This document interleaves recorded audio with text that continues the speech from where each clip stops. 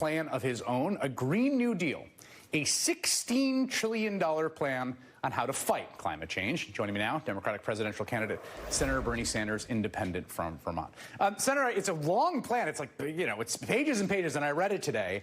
And the biggest thing I was taken by is the sheer ambition. It is enormous in scope for what it imagines. Well, Chris, this is the way I look at it. You can approach climate change the way Donald Trump does, call it a hoax, deny the reality. And that is obviously an incredible danger for the planet. Or you could say, well, climate change is real, but we can't do all that much. We can't really disrupt the economy. We can't do that. We can't do that. We got to look at it from a political point of view. Or the third approach, which I have tried to take here, is to say, look, the scientific community tells us we have a handful of years in which we must act boldly and transformatively to move away from fossil fuel to energy efficiency and sustainable energy. Or else the planet we will be leaving for our children and future generations will be a planet that is increasingly unhealthy and uninhabitable. Bernie Sanders, beyond anybody else, when you're looking at the polling, is most trusted on this issue of climate. Not just most trusted on this issue of climate, he's talking about spending over $16 trillion to deal with this issue. And to be fair, if it is indeed an existential threat where our life is at stake, then why wouldn't you marshal all the powers that you have at your disposal to do something about it? And that's his point. Yes, I am talking about spending a lot. I am talking about a transformative plan. I mean, I was reading through this today. This is massive. He's talking about a complete and overhaul of our energy sector, be it transportation, be it how we weatherize our homes, even animal ag, which is something that many people often forget, which is almost 50% of the issue of climate change. This plan is extraordinary. Electric vehicles, meaning building out the infrastructure for that, creating $20 million jobs in the process. And by the way, not just working at Uber or renting your home out for Airbnb. I'm talking about actual jobs where the person cares about decent, good paying jobs. It's a massive plan. Now, the catch here is, beyond anyone else in the race, he's looked at as the gold standard for this particular issue. So it's been a lingering question about a group who was entirely dedicated to this notion of dealing with the issue of climate, meaning the Sunrise Movement. That's been their key and main issue. That's their bread and butter. That's the thing that they push on. Single issue. And there's nothing wrong with having a single issue like that. You can even make a case that the single issue is how things actually get done. If you think of the civil rights movement, that was a very specific single issue. My job is this. This is what I get out of bed in the morning for. This is what I go to bed at night for. Same thing's true with workers' rights, women's rights, etc. There needs to be intersectionality between those things, but there's nothing wrong with having a very specific issue, especially, again, when the world is at stake. This is the Sunrise Movement harassing Nancy Pelosi, and Nancy Pelosi doesn't let him in. Back up! Do it now! Back up! Do it now!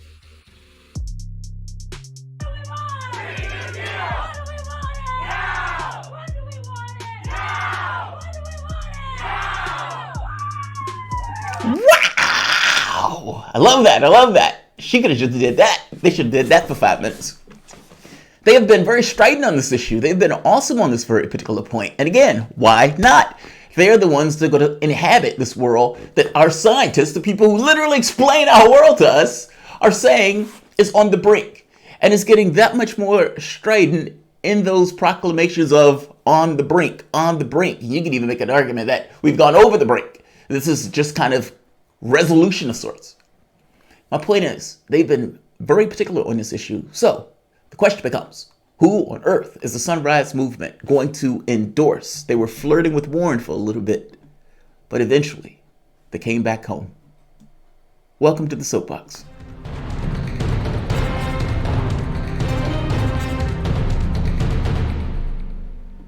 Implementation, because this is implementation, right? There's the detail situation where you have, say, I think a $50 billion climate resiliency fund. There's a crash program to improve storage, right? All of these are enormous pools of money. And again, I think you could argue they're in scale to the problem.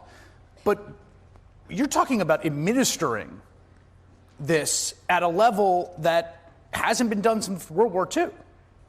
It would be an enormous change to the capacity of the government. Chris, what you are telling me is that this is tough. Yes. I acknowledge that. Okay? But what is the alternative? All right? I'm told that it is expensive. And I'm told by Chris, correctly so, this is administratively very, very difficult. He's right. But you tell me what the alternative is if we do not act boldly and aggressively. All right, not only are we fighting for your kids and your grandchildren to be living in a planet that is healthy and habitable, all right, but I should also tell you that this plan, Chris, in the middle of that transition, creates up to 20 million good-paying jobs. Just because something is hard doesn't mean that shouldn't be done. In fact, you can make a case that many things that should be done are difficult to do. I mean, Chris Hayes is not making an argument there. I guess he's putting it on Sanders to kind of explain and talk about, but you can make the same case about going to the moon. Kennedy didn't necessarily know how to get to the moon, but he did know that it was necessary for America to be up there in space. Our planet is at stake. What's the alternative? Do you have an incremental solution to saving the globe? And if not, and again, the planet is at stake, then how is this wrong? This just seems the most natural thing in the world in regards to this is what we're going to do to deal with the climate issue. And while dealing with the climate issue, also good paying jobs in the process. You can even make an argument that Bernie Sanders is trying to save capitalism with this kind of Green New Deal thing, this new brand of capitalistic expansion of sorts. But nevertheless, the group that is out there pushing for issues of climate has just given their endorsement. I'll let them tell you themselves.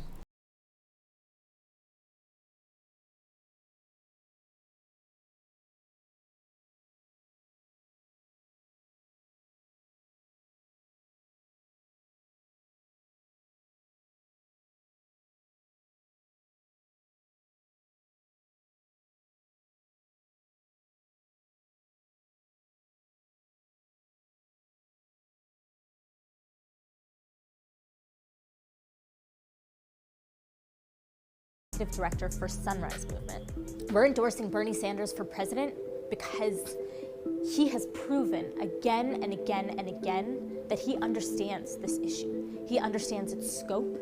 He understands the severity. He understands that it is a social justice issue, that it's about racial and economic justice, that it's about the fight of our lives. And he understands that this isn't just about a conversation happening in Washington. This is about changing the lives of millions of working people across this country for the better. Whether it's farmers in Iowa, whether it's people living in Cancer Alley in Louisiana, whether it is people fleeing from sea level rise in Miami, Bernie Sanders understands that this is a crisis and it's time to act now. Sunrise is a movement that is made up of teenagers and 20-somethings who have watched our entire lives as the political establishment kicks the can down the road and fails to deliver on this issue. And we are saying enough is enough. Bernie Sanders has been saying the exact same things for his entire political career. He has made it clear that in Washington, he will hold on to his convictions, to his political courage, to his morals, to his values in a place where people are far more likely to bend to the will of moneyed interests. So we really trust Bernie Sanders in a way that we haven't been able to trust many other politicians. And we believe that if Bernie Sanders becomes president of the United States of America, his first and foremost priority will be to the people of the United States of America. Over the last year, when young people with Sunrise Movement and millions of other young people pushed on our politicians to act, Bernie Sanders responded to the call immediately by fully embracing the Green New Deal, embracing a $16 trillion plan to get America's economy back on its feet, to employ people all across the country in jobs that will save our future and our planet. And I think that one of the biggest reasons why young people are so excited to endorse Bernie Sanders right now is because he supports a Green New Deal. We demand a Green New Deal! We demand a Green New Deal! We demand a Green New Deal! Bernie Sanders is one critical part of the equation, but he won't be everything. When Bernie Sanders says he'll be the organizer in chief, what I hear is that he's saying that it isn't just about him, that we can't enact a political revolution in this country just because of one man or one moment. This has to be the sustained effort of millions of people, of many movements coming together and changing the political tide in this country. I believe that Bernie Sanders, as President of the United States, will work hand in hand with movements across this country and people everywhere to manifest the America of our dreams.